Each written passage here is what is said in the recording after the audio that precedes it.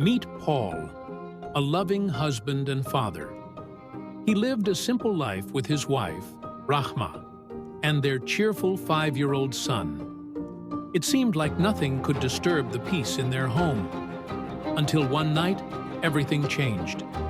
That night, Rahma wasn't feeling well, so Paul rushed her to the local clinic.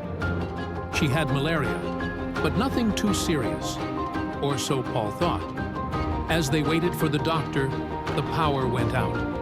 Rahma asked Paul to turn on the torch on her phone. As soon as Paul grabbed the phone, a call came in. A man named Ibrahim was calling. Curious, Paul answered the phone, thinking it might be a friend checking in. "Hey babe, did you get the money I sent for your treatment?"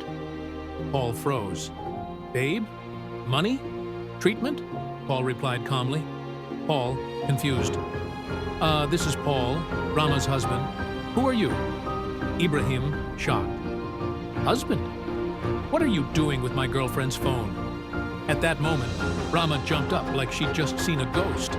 She lunged for the phone, but Paul was already out the door, continuing his conversation with Ibrahim.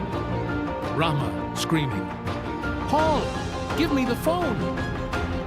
With Rahma in hot pursuit, Paul sprinted down the street, still talking to Ibrahim. And let me tell you, things were about to get even crazier. Ibrahim: "Oh, you must be the guy who answered her phone before. She told me you were the drunk gardener." Paul, shocked. "What? The gardener? I'm her husband. We have a child together." Ibrahim: "That's funny because I think I'm the father. I've been sending her money for our son's school fees. I even circumcised him and gave him a Muslim name." As if things couldn't get worse, Paul realized that he and Ibrahim had been financially supporting the same child. And to top it off, Ibrahim believed he was the boy's father. Meanwhile, Rahma, clearly desperate, grabbed a knife and went looking for Paul. She knew she had a lot of explaining to do, but a knife probably wasn't the best way to start. Rahma left Paul's home after her wild night, but not before abandoning their son with Paul. She went to stay with a friend to cool off. But just 2 weeks later, she was back. She called Paul with a heart-wrenching plea. "Paul, I'm sorry. Can I come back to take care of our child?" Paul, still deeply in love, or maybe just in denial, convinced his family to let Rahma return. And things went back to normal for about a week. But Rahma had other plans.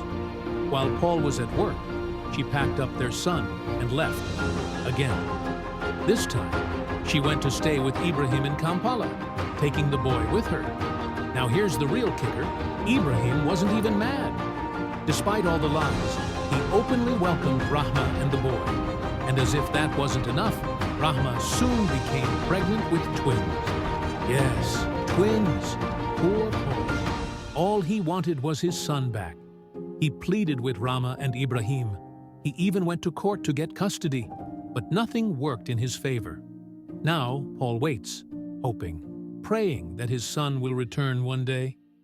Maybe one day his life will make sense again. But until then, we can only wonder, will his son ever return home? Thank you for watching. Do not forget to like, comment, and subscribe.